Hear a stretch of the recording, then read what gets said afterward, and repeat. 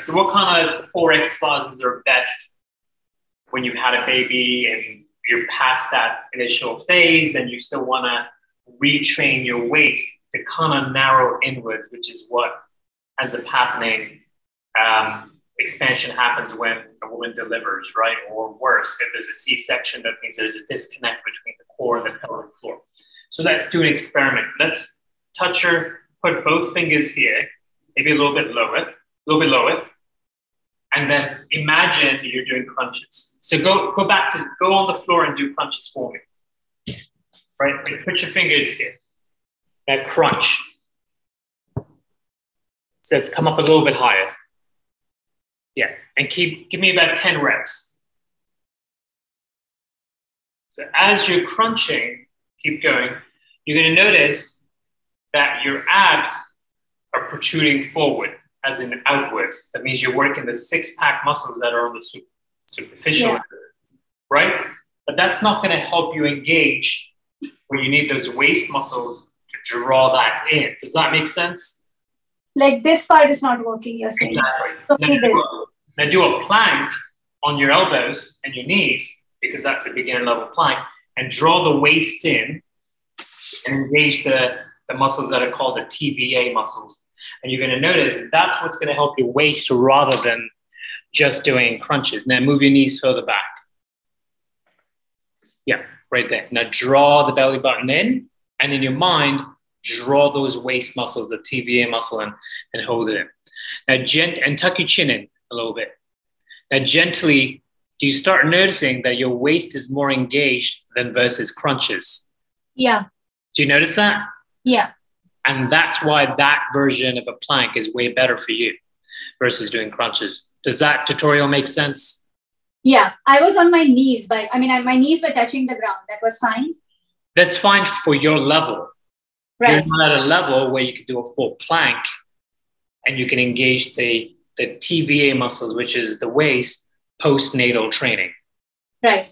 When I do a regular plank in our everyday sessions, I do lift my knees. That's fine.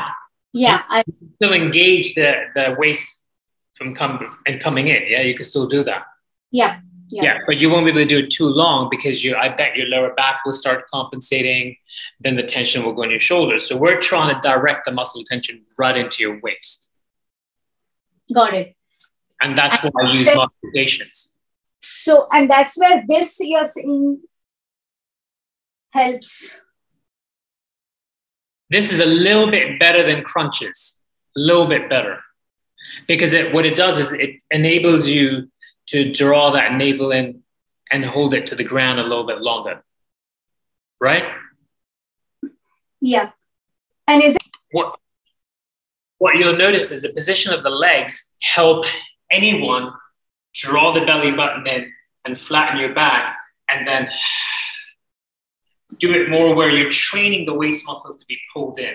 Versus put the feet on the floor, you have a harder time drawing the waist in.